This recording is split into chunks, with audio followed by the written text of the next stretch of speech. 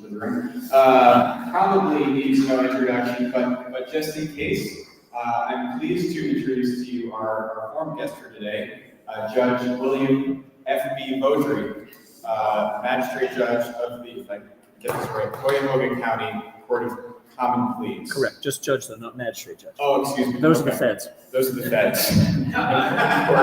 Important correction there. But not only is William a judge in our community, but he is, of course, a long-time and dedicated St. Paul's parishioner and aficionado of J.R.R. Tolkien and the world of the Lord of the Rings. So he has prepared what is no doubt an enthralling, engaging presentation on the Lord of the Rings, on Tolkien's life, and the connection between these two things to Christian theology. So without further ado, take it away. Thank you, Judge. Good morning, everyone, and happy Advent. I want to thank you all for being here this morning, and I'm going to take right at the outset a show of hands. How many of you have read The Lord of the Rings? How many of you have seen the movies? All right. I have to admit, J.R.R. Tolkien is one of my favorite authors. I'm neither a literary expert nor a theologian, and I don't pretend to be, but I have been a fan of Tolkien. No, I make no such warranty, but I have been a fan of Tolkien ever since my sister Sarah first introduced me to the books almost 40 years ago. Tolkien's not typically thought of as a Christian writer, but the religious themes of his works, while subtle, are unmistakable.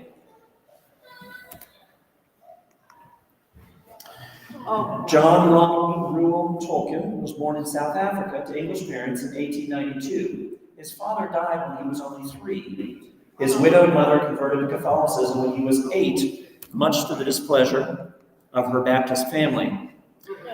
She died 4 years later of diabetes, and to the end of his days, Tolkien thought that her family's hostility to her conversion hastened her death. He considered her actually a martyr to the faith. The orphan Tolkien was raised by a kindly Catholic priest in Birmingham and became strongly Catholic in his beliefs. Tolkien served as a British Army officer during World War I, and he saw firsthand the horrors of trench warfare, becoming very ill with trench fever and losing 2 of his best friends.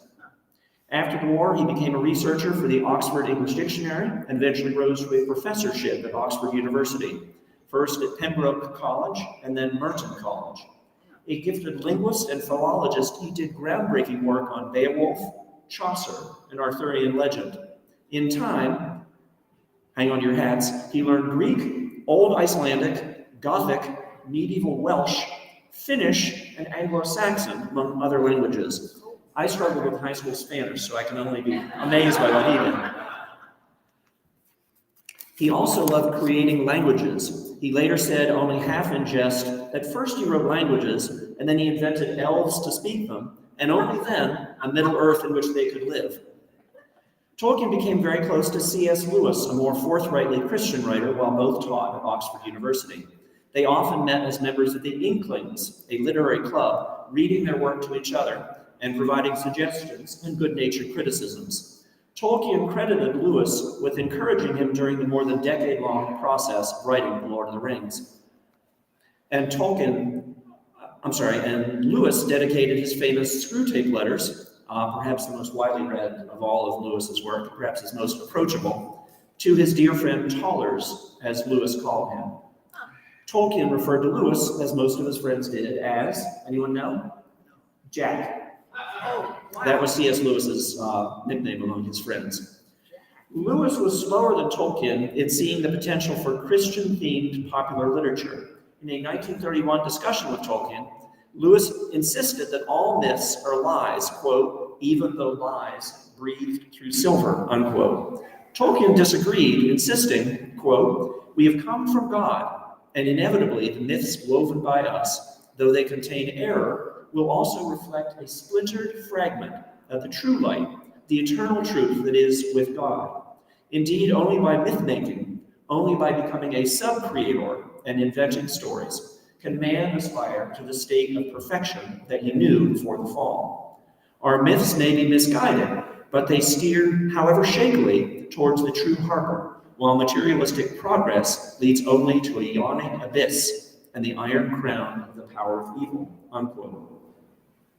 Tolkien died in 1973, but his popularity has only grown since then. A reader's poll by the London Sunday Times named The Lord of the Rings the greatest book of the 20th century.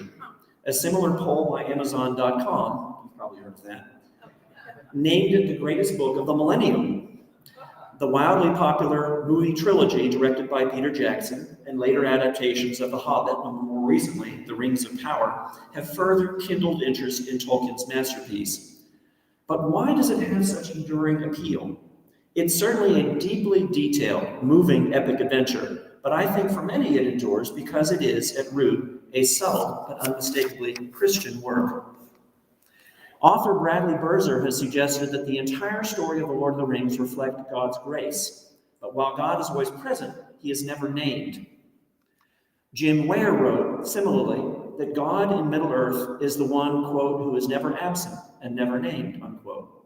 But as a fan wrote to Tolkien in 1971, and he occasionally would answer his fan mail, the author had, quote, created a world in which some sort of faith seems to be everywhere, without a visible source, like light from an invisible lamp. For those who haven't read The Lord of the Rings, what's it about? A short plot description may be useful, and forgive me, please, Tolkien purists, including, I'm sure, Timothy, because I'm leaving a lot out for the sake of time. In my single-volume edition, it's 1,147 pages, after all, including appendices. Although usually published as a trilogy and named as such, Tolkien actually intended it to be considered as a single work. So, long ago, Sauron, an evil and powerful fallen angel, if you will, forged through dark magic a ring to rule all other magic rings already made by the Elves. Sauron made still other magic rings subordinate to his own one ring, and he gave them as gifts to gain power over those who received them. When Sauron was defeated but not killed by an alliance of elves and men, the one ring fell into the hands of a king of men who should have destroyed it, but tempted by its power and drawn by its evil allure, failed to do so. That king, Isildur, son of Elendil, was later slain and the ring lost. Many, many years later, it was found again by Smeagol, later called Gollum, who was also utterly ensnared by the ring. Decades passed, and Gollum lost the ring in turn. It was found by a humble, unwitting adventurer named Bilbo Baggins, and that story is told in Tolkien's The Hobbit. Decades later, the great and good wizard Gandalf realizes what Bilbo's ring really is. Sauron is rising in strength once more, and if the ring falls back into his terrible hands, he will conquer and enslave all the free people of Middle-earth: elves, dwarves, hobbits, and men. The Hobbit is largely a children's book. The Lord of the Rings is more adult-oriented, and it's the sequel, the story of Frodo Baggins, Bilbo's young cousin, and as he and a band of stalwart companions, the Fellowship of the Ring, race to destroy the evil ring in the distant volcanic fires where it was forged. They have many adventures along the way. You've got to fill up those 1,000 plus pages after all. And in time, they see their world transformed in ways they could not possibly have imagined. Tolkien insisted in his foreword to The Lord of the Rings that it was, quote, neither allegorical nor topical. Some people even compared the ring to the atomic bomb, which had been, of course, developed and deployed not long before the book came out. But Tolkien went on, I cordially dislike allegory in all its manifestations, and always have done so since I grew old and wary enough to detect its presence.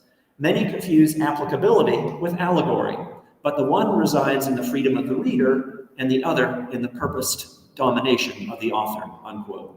But he confided in a 1953 letter to a Catholic priest and friend, The Lord of the Rings is, of course, a fundamentally religious and Catholic work, unconsciously at first, but consciously in the revision. 5 years later, he wrote to another correspondent, I am a Christian, which can be deduced from my stories. I actually intended them to be consonant with Christian thought and belief. Recent theological scholarship has hearkened to Tolkien's words. His tales, Louis Marcos wrote, are stories to steer by. Tolkien bequeathed to the world a new treasure trove of heroic tales and adventures with the power to reinvigorate classical and medieval virtues that our modern technological age has deemed irrelevant. Together with The Hobbit and its prequel, The Silmarillion, The Lord of the Rings stands as a lighthouse in a world that has not only lost its way, but has lost much of its virtue, its integrity, and its purpose. Middle-earth is far more than a land of the imagination. It is a place where honor and chivalry stand poised in mortal combat with the life-denying, faith-denying, hope-denying forces of evil. The Christian magazine World ranks Tolkien's works as among the greatest works of Christian imagination ever penned, Jim Ware wrote. Tolkien wasn't preachy. He didn't set out to proselytize or convert, but his stories are rich in spiritual significance and filled with images of transcendent truth, Ware went on. As I mentioned before, Tolkien thought of himself as being only a sub-creator, with God, of course, being the creator of all. Even Tolkien's richly detailed legendarium, spanning many thousands of imaginary years of history for those who truly wish to take the plunge, was formed only through the inspiration, he would hope, of the divine. Tolkien's prose is deeply evocative of the King James Bible, with which he was raised. Consider the great city of men, Tolkien's pre-feminist term for humanity itself, in The Lord of the Rings. Minas Tirith, capital of Gondor. Tolkien describes it in ways, Marcos noted, that sound a lot like New Testament descriptions of the New Jerusalem. Consider Revelation 21, 1 through 5. Here are the magisterial words of the King James Version. And I saw a new heaven and a new earth, for the first heaven and the first earth were passed away, and there was no more sea. And I saw the holy city, a new Jerusalem, coming down from God out of heaven, prepared as a bride adorned for her husband. And I heard a great voice out of heaven saying, Behold, the tabernacle of God is with men, and he will dwell with them, and they shall be his people, and God himself shall be with them. And there shall be no more death, neither sorrow nor crying, for God shall wipe away all tears, neither shall there be any more pain, for the former things are passed away. And he that sat upon the throne said, Behold, I make all things new. And he said unto me, Write, for these words are true and faithful. Or consider, in a very different context, Psalm 24, 7 through 10, which many of us know best from Handel's Messiah. Lift up your heads, O ye gates, and be ye lift up, ye everlasting doors, and the King of glory shall come in. Who is this King of glory? The Lord, strong and mighty, the Lord, mighty in battle. Who is this King of glory? The Lord of hosts. He is the King of glory. Tolkien had a notion of Christian kingship that even in writing The Middle-earth long before the coming of Christ shines through brilliantly. Hear of the arrival of Aragorn, revealed as Elendil's heir and rightful claimant to the ancient crown of Gondor in Minas Tirith. When Aragorn arose, all that beheld him gazed in silence, for it seemed to them that he was revealed to them now for the first time. Tall as the sea kings of old, he stood above all that were near. Ancient of days he seemed, and yet in the flower of manhood. And wisdom sat upon his brow, and strength and healing were in his hands, and a light was about him. And the king passed through the flower-laden streets, and came to the citadel, and entered in. And the banner of the white tree and the stars, the ancient symbol of Gondor, was unfurled upon the topmost tower, and the reign of King Elessar began, of which many songs have been sung. In his day the city was made more fair than it had ever been, even in the days of its first glory. And it was filled with trees and with fountains, and its gates were wrought of mithril and steel, and its streets were paved with white marble. And the folk of the mountain, the dwarves, labored in it, and the folk of the wood, the elves, rejoiced to come there, and all was healed and made good. And the houses were filled with men and women and the laughter of children. And no window was blind, nor any courtyard empty. And after the ending of the third age of the world, into the new age, it preserved the memory and glory of the years that were gone. Stirring stuff, I think. Tolkien wrote to the poet and critic W.H. Auden, another literary friend, I don't feel under any obligation to make my story fit with formalized Christian theology, although I actually intended it to be consonant with Christian thought and belief. And so it is. Here on Christmas Eve 2012, 10 years ago, The Reverend Alan Gates, our rector at the time, built an entire sermon around a single passage from The Return of the King, the final volume of The Lord of the Rings. To set the stage, two hobbits, Frodo Baggins and his simple but stalwart companion, Samwise Gamgee, are deep in the rocky, inhospitable wastes of Mordor. They are on a near suicidal mission to destroy the extraordinarily powerful but invariably corrupting One Ring of the Dark Lord, Sauron. Frodo, weary beyond words, falls asleep as night comes. Sam tries to stay awake and keep watch. Tolkien writes, "That land seemed full of creaking and cracking and sly noises, but there was no sound of voice or of foot. Far above the Eiffel Dwarf in the west, the night sky was still dim and pale. There, peeping among the cloud rack above a dark tor high up in the mountains, Sam saw a white star twinkle for a while. The beauty of it smote his heart as he looked up out of the forsaken land, and hope returned to him. For like a shaft, clear and cold, the thought pierced him that in the end, the shadow of Sauron was only a small and passing thing. There was light and high beauty forever beyond its reach. Now for a moment his own faith, and even his master's, ceased to trouble him. He crawled back into the brambles and laid himself by Frodo's side, and putting away all fear, he cast himself into a deep, untroubled sleep." That is, for me, a beautiful image and a still, quiet moment in a book that will remain in your memory when and if you read it for a long time, perhaps forever. But Alan took it even further. As he said on that Christmas Eve, "A hopeless journey, a foreboding cloud, a small white star twinkling in the darkness, a rekindling of hope. Hear again tonight's words from the prophet Isaiah. The people who walked in darkness have seen a great light. Those who lived in a land of deep darkness, on them light has shined. For a child has been born for us, a son given to us, and he is named Wonderful Counselor, Mighty God, Everlasting Father, Prince of Peace." Alan went on, "Christians gather in churches everywhere this holy night to hear again the story of God's light come into the world. We hear how shepherds, in their own dark night, were startled by the brightness of God's glory. And did you hear what the angel said to the shepherds? In that first announcement of Christ's birth to humankind, the angel does not say, 'Greetings, Merry Christmas.' The angel says, 'Fear not, be not afraid.' That is the Christmas message to us, my friends. Be not afraid, for we are not strangers to dark clouds and fearful forebodings. Dark clouds we know them well, but on this night a shaft of light shines down upon us, and reassurance is ours. Christ is born, God is with us. The people who walked in darkness have seen a great light. For you and for me in our own loneliness, discouragement, or despair, Jesus Christ was born for you and for me." J.R.R. Tolkien was no stranger to sorrow, Alan went on, nor to desperate circumstance. No Pollyanna was he, but a man of deep Christian faith. He ardently rejected the notion that his stories were allegorical, yet he was glad to assert that they declared a deep truth about reality. Oh, that star! Oh, that twinkling star! The beauty of it smote Sam's heart, for it reminded him that in the end, the enemy's cloud would have to be a passing thing, that higher and brighter and beyond the reach of any evil shadow, there was light and high beauty. A star over Mordor said that to Sam. A star over Bethlehem says that to us.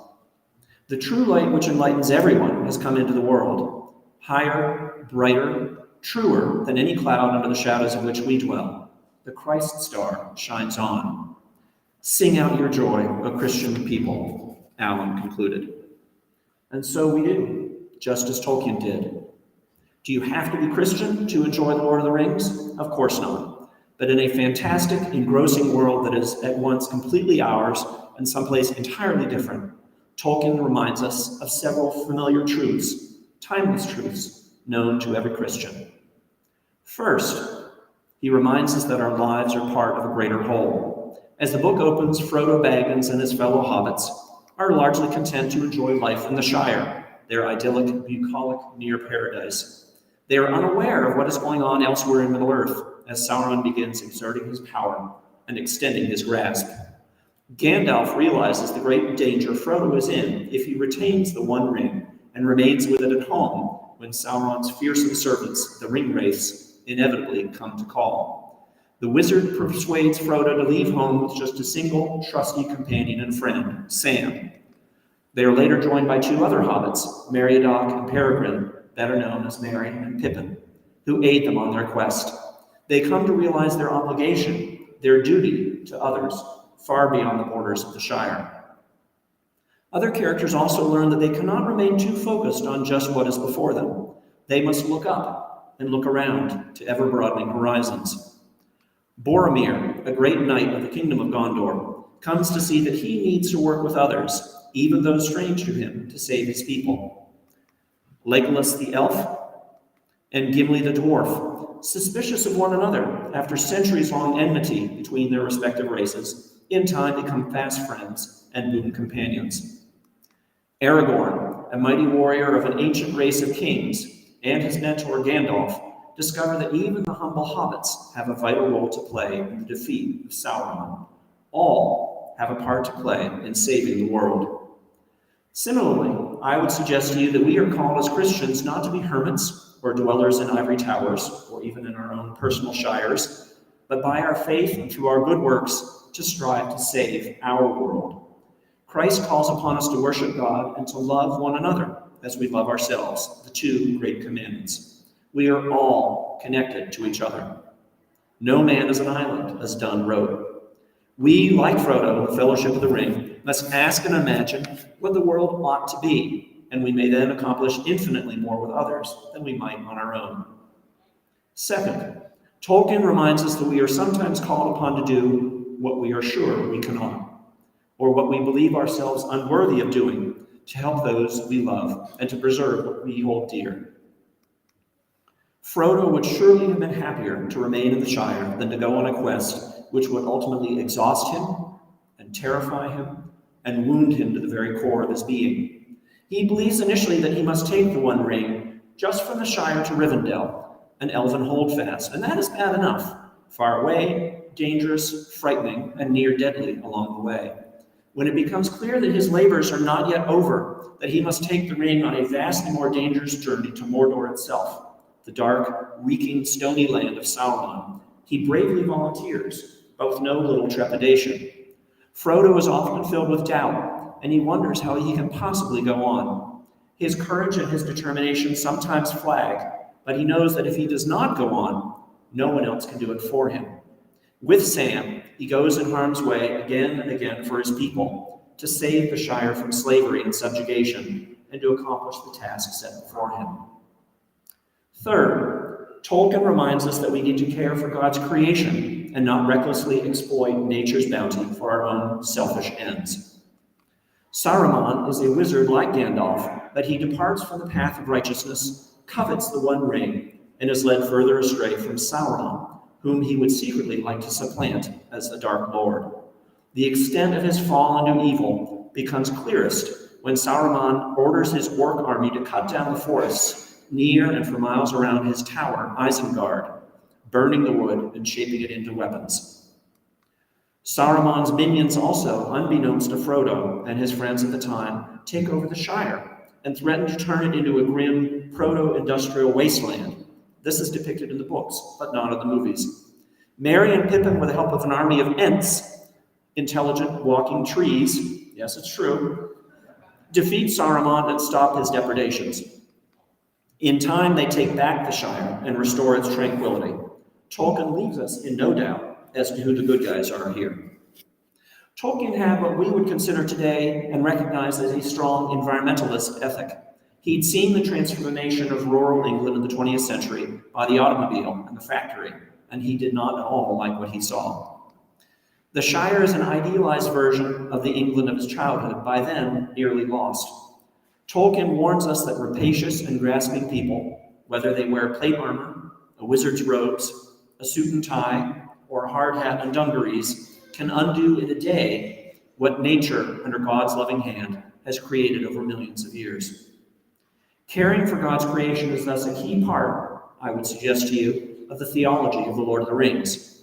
In Genesis, God charged humanity to be fruitful and multiply, and fill the earth and subdue it, and have dominion over the fish of the sea, and over the birds of the air, and over every living thing that moves upon the earth.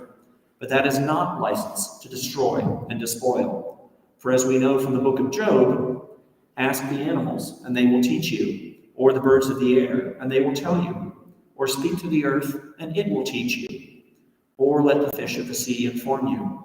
Which of all these does not know that the hand of the Lord has done this? In his hand is the life of every creature, and the breath of all mankind.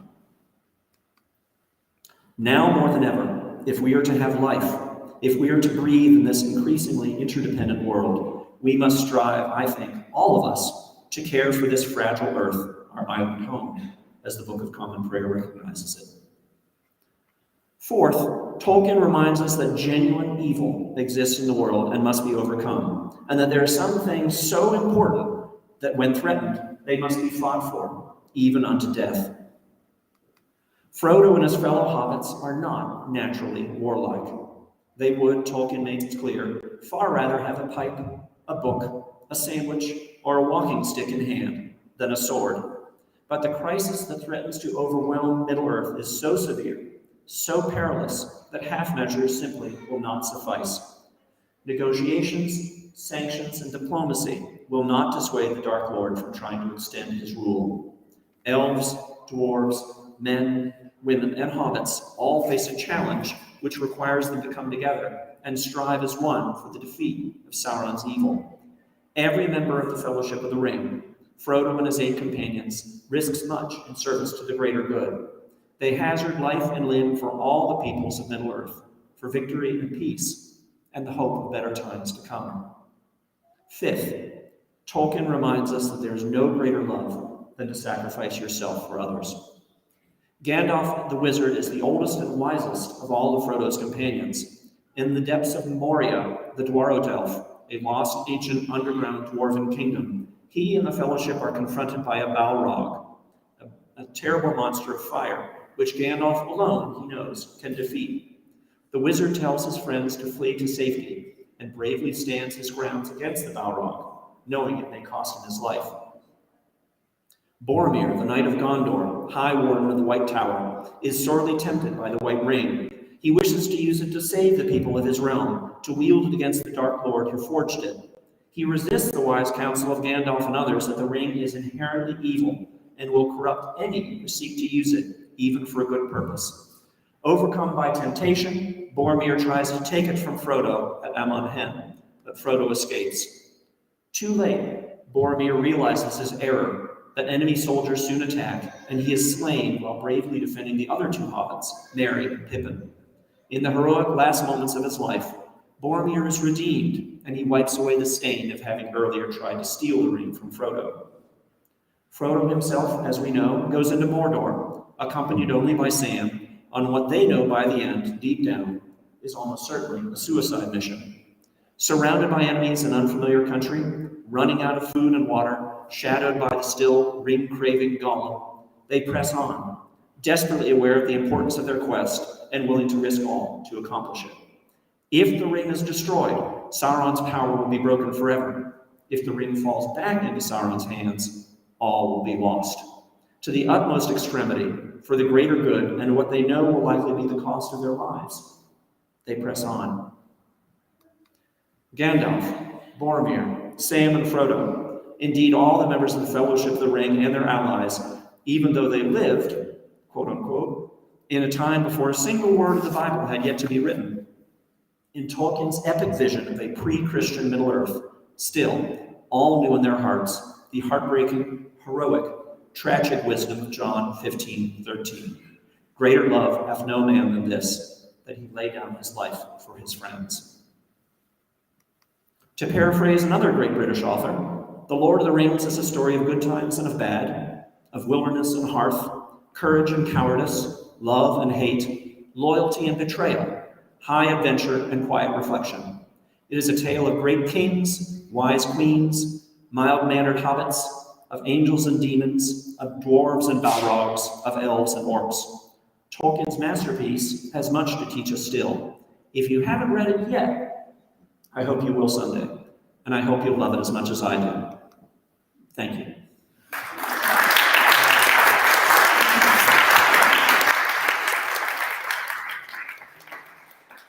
I'll be glad to take any questions.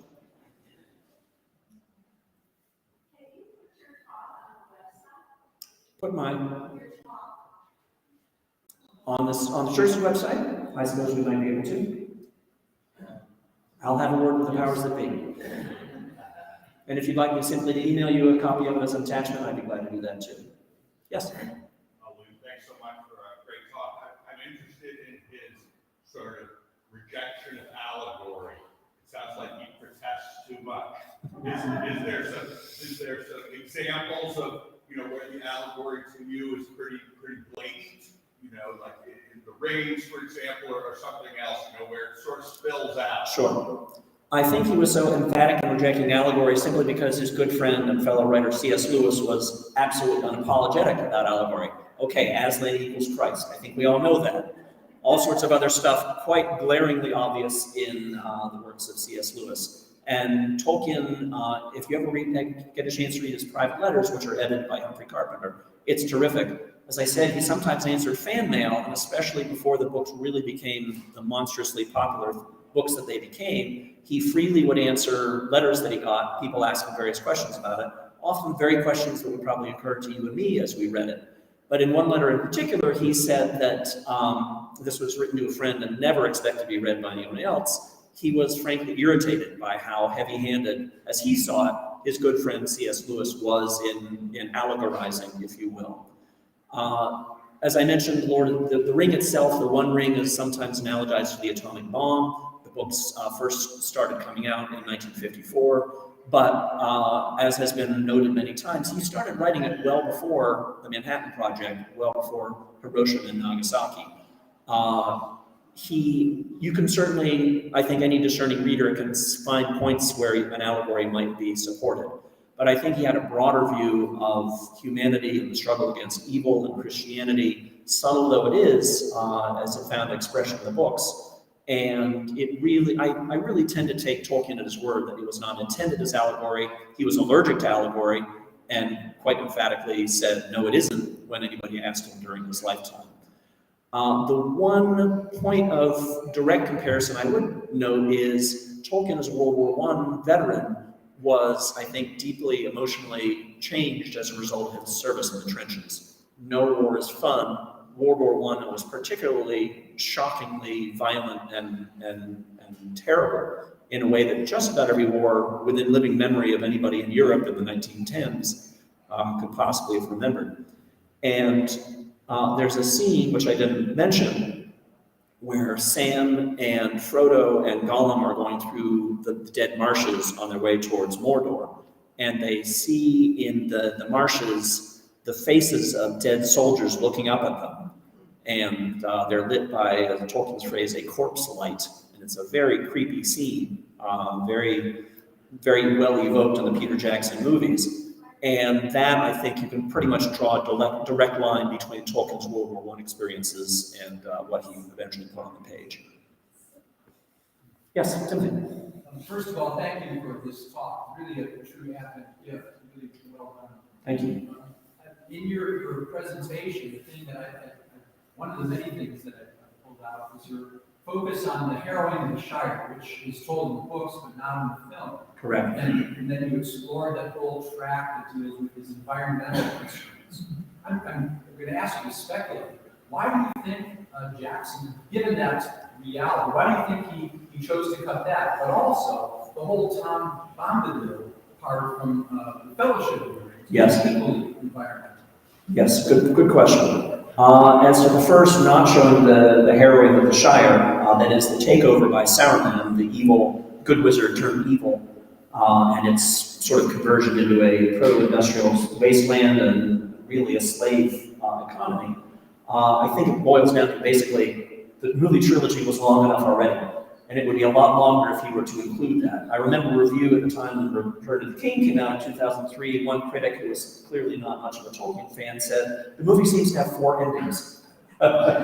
And adding Harold of the Shire would probably have added a fifth ending, which was already one too many for a lot of folks. You may remember in the scene where Frodo looks into Galadriel's basin, you get a glimpse of Sam in chains with other hobbits sort of trudging into a factory.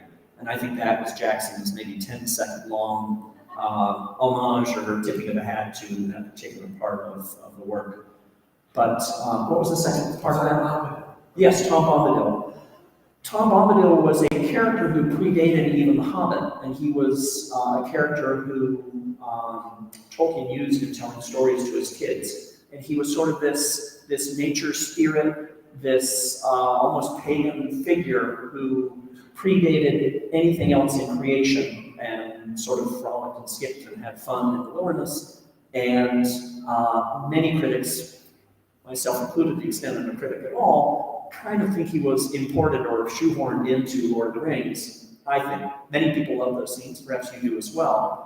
But Frodo and his party have an encounter with Tom Bombadil, which is sort of timeless. They're there at his home in this beautiful glade, and they lose track of time. When they emerge, they're sort of surprised to see how much time has passed. And it was intended, I think, to evoke a spirit of nature, of being a complete community, peaceful community with nature, and they had that experience which sort of recharged their batteries, if you will, before they then had to go on to the next difficult stage. He's the one who's not tempted by the ring. Correct, also true. In fact, he sort of laughs at it. And that was intended, I think, by Tolkien to show what an extraordinary, unknowable figure Tom Bombadil is. And I can't think of any Christian analogy, if we're going to, or allegorical link to Tom Bombadil. He is really one of a kind, unknown and unknowable in so many ways. I frankly always sort of found him a little irritable because he is obviously a person of amazing power. If he wanted to, he could come out and probably smack down Saruman in a day, but he doesn't do that, and that's not his role, and that's not what Tolkien expects of him. But he is somebody who the hobbits encounter along the way, who sort of, I think, in some ways prepares them for success down the road. But I can understand why Jackson, again, probably due to running time concerns, they were already very long movies, simply omitted. Thank you. Certainly. Would you say that there are other parts of the Lord of the Rings books that were shaped by Tolkien's experiences in World War I? Yes, the question is, were there other parts of Tolkien's World War I experience that might have informed his writing of The Lord of the Rings? And yes, most notably, I think, and I'm not the first one to say this, but the relationship between Frodo and Sam. Tolkien lived in Britain at a time when class consciousness was very strong. A number of analysts of the books have noted that the relationship between Frodo and Sam is very similar to that of a British Army officer and what was called at the time his Batman, that is his steward or personal assistant. Frodo, from a number of cues he gives us, is of a somewhat higher social standing than Sam, arguably somewhat smarter. Sam is more of a simple person, in touch more with the earth. He's a gardener by trade, and is very respectful and almost adoring of Frodo. Many people found a homoerotic subtext to that. I don't see it myself, but it certainly has been noted by some. And their relationship, I think, reflects to some extent probably Tolkien's own experience in the army, when it was the custom that any officer would have a Batman or personal assistant to help them, to protect them in battle, when they were not actually on the front lines, to wash his clothes, to shine his shoes, to run messages, run errands for him, and so forth. So that, I think, is another key World War I inspired aspect of the books. Yes? How much do you think the advent of Hitler and World War II, it seems to me that is the equal, if you want to go out, could you repeat that? Yes. That was a huge influence as we began to write this, maybe after the war. But, Yes. those thoughts are percolating reactions. Yes, the question is how much World War II and Hitler in particular might have inspired or shaped the evolution of the book. Tolkien had a good chunk of it written before World War II even broke out. He had brought fellowship, to those of you who know the books, up to the point where they had discovered the tomb in Moria, the lost Dwarven kingdom. and then he stopped there for a better part of 10 years, and then just sort of picked it up from there. But he already had a concept by that point of Sauron as a Dark Lord. Certainly there have been many tyrants in human history which you could take bits and pieces from. I don't think you can draw an equal sign between Saruman and Hitler, just as I don't think you can fairly put an equal sign between the One Ring and the atomic bomb. And Tolkien was always emphatic in rejecting any such direct correlation.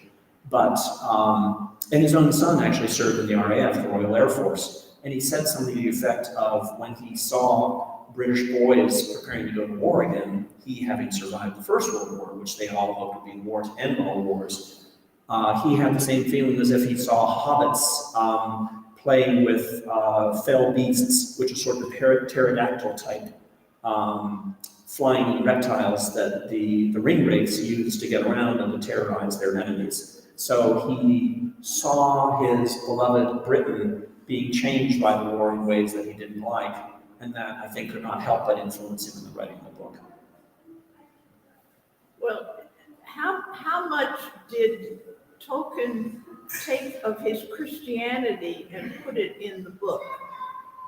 Well, quite a bit, as I've said, and he, in private correspondence, was very clear in saying that it was intended to be a Christian book, although subtly and not proselytizing by any means, not throwing it in anybody's face. No cross appears, nobody crosses themselves. There's no reference because it's taken place long before Christ ever walked the earth. Right. But it certainly provided an inspiration, an atmosphere, an environment, if you will, that pervaded the book. And something I didn't get into is Gandalf the wizard several times says the ring went where it was meant to go. Bilbo was meant to find it, to get it from Gollum, and then get it on its course to eventual destruction so that the world could be free and Sauron would be defeated. So there are powers of evil in the world, but there are also powers of good. And the powers of good ultimately are stemming from God, or Eru, E-R-U, as Tolkien referred to it in Silmarillion, which is kind of sort of the Genesis tale that underlies Middle-earth and the Lord of the Rings. What is your impression of the Jackson films? I love them. I think they're terrific. I actually made it a point to reread each of the books before each of the movies came out, so it would be fresh in my mind. And I have some quibbles, I think every Tolkien fan does. There's some things I would have done a little bit differently, but 95% of it, 98% of it is, I think, amazing, beautiful, fully realized vision of Middle-earth, and very true to Tolkien's own ideas. I was much more dissatisfied with The Hobbit, which is a relatively small book, and he, I think, under studio pressure, spread it out to 3 movies, had to pad it enormously. A lot of the padding, I think, is very badly done, and I have not seen The Hobbit again since the Hobbit trilogy since it first came out. I've seen the Lord of the Rings trilogy probably 4 or 5 times by now, and probably overdue to see it again. Do you prefer the theatrical or extended versions? He asked, do I prefer the theatrical or the director's cuts? I prefer the theatrical just because I think as long as it tells the story it needs to. For a real Tolkien junkie, the director's cuts have a lot of extra stuff. And they're fun to see, but I don't think they noticeably add to the storytelling. They're just more interesting stuff that any true aficionado will enjoy. And yet the typical casual viewer of the movies would probably be bored or puzzled or really not get much out of them. I've seen them all, but if you would just sit me down and say, I'm going to show you one or the other, I'd say, show me the theatrical version. That's just me. Yes? About this, there's a biographical Yes. I forgot the quote. But one movie really stuck with me was when he was at West Tolkien House. And as soon as they had to students, all the head decided to have 4 like movie theaters and projects. And mission Yes. I haven't seen that movie myself. The gentleman's asking about the Tolkien biopic that came out a few years ago, simply called Tolkien. It got mixed reviews at the time, I remember. I'd like to see it someday. I haven't yet. And in particular, as I gather, focuses on his World War I service and also his relationship with his true love, eventual wife, And he went so far as to arrange for their tombstones to bear the names of a hero and a heroine from the Silmarillion. So it's J.R. Tolkien, Baron, Edith Tolkien, Luthien, who were a man, capital M, and an elven woman who fell in love despite their many differences, and sort of a timeless tale of tragic love that he evoked even in his tombstone, so you can go to the graveyard and see that today. Did you like the movie yourself? Okay. The gentleman did, so there's a recommendation for you. Any other questions? Then many thanks again for coming. Happy Advent.